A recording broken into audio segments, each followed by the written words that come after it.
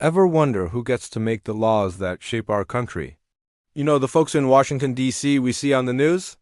We hear about Congress all the time, but who are the people who make up the House of Representatives and the Senate? And more importantly, how do they get there? Is it like a job interview? Do they just need a lot of votes? It's a fundamental part of our democracy, but the details can sometimes feel a bit fuzzy. Today, we're going to pull back the curtain on the U.S. Congress. We'll break down exactly what it takes to become a representative or a senator, explore how they're elected, and uncover a major historical shift that completely changed the game for senatorial elections. By the end of this video, you'll have a crystal clear understanding of how the legislative branch of our government is formed. So, if you're ready to get a handle on American civics, stick around. Let's start with the basics, the qualifications. The U.S. Constitution sets out some surprisingly simple requirements. For someone to become a member of the House of Representatives, they need to meet 3 criteria. First, they must be at least 25 years old. Second, they have to have been a U.S. citizen for at least 7 years. And third, when they're elected, they must live in the state they represent. That's it. No specific education, no required career path. The founders wanted the House to be the people's chamber, closely reflecting the general population. Now, what about the Senate? The bar is set a little higher. To be a senator, a person must be at least 30 years old. They also need to have been a U.S. citizen for a longer period, at least 9 years. And just like representatives, they must live in the state they wish to represent at the time of their election. The idea was to create a more experienced, deliberative body in the Senate, one that could take a longer-term view on issues. So, while both have age, citizenship, and residency requirements, the Senates are just a bit stricter. So, you meet the qualifications. How do you actually get elected? Let's talk about the House of Representatives first. Representatives are chosen every 2 years in what are called direct elections. This means the eligible voters in a specific congressional district within a state cast their ballots directly for the candidate they want. Each state is divided into a number of districts based on its population, and each district gets 1 representative. This system is designed to make representatives highly accountable to their local constituents. With elections every 2 years, they have to stay in tune with the needs and opinions of the people back home if they want to get re-elected. The process for senators is also a direct election now, but it wasn't always this way, and this is where things get really interesting. For over 120 years, from the ratification of the Constitution until 1913, senators were not chosen by the people. Instead, they were selected by the state legislatures. Each state's assembly of elected state politicians would get together and appoint their 2 senators. The framers of the Constitution designed it this way because they wanted the Senate to represent the states' interests as political entities, not just the popular will of the people. It was meant to be a check on the more populist House of Representatives. This system, however, started showing some serious cracks over time. Imagine a state legislature that's deadlocked, where political parties are so divided they can't agree on who to send to the Senate. This actually happened.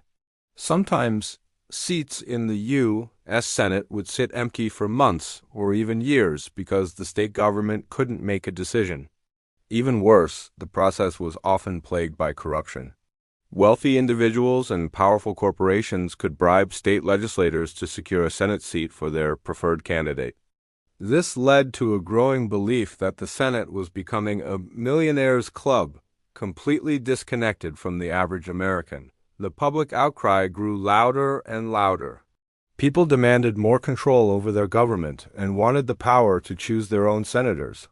This push for reform was a major part of the progressive era, a period of widespread social activism and political change in the early 20th century. The rallying cry was simple: give the power to the people. This movement culminated in one of the most significant changes to the U.S. Constitution, the 17th Amendment. Ratified in 1913, the 17th Amendment fundamentally reshaped American democracy. Its text is straightforward. It states that senators shall be elected by the people of each state. Just like that, The power to choose senators was taken out of the hands of state politicians and placed directly into the hands of the voters. This was a massive shift. It meant that senatorial candidates now had to campaign and appeal to the entire population of their state, not just a small group of legislators in the state capitol.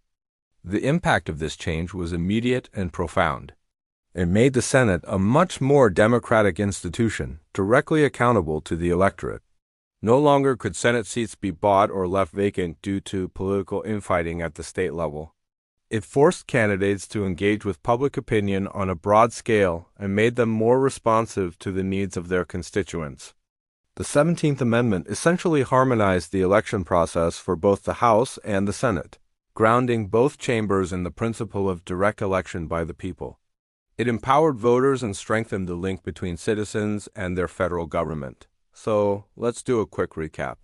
To serve in Congress, you have to meet specific age, citizenship, and residency requirements: 25 and 7 years a citizen for the House, 30 and 9 years for the Senate.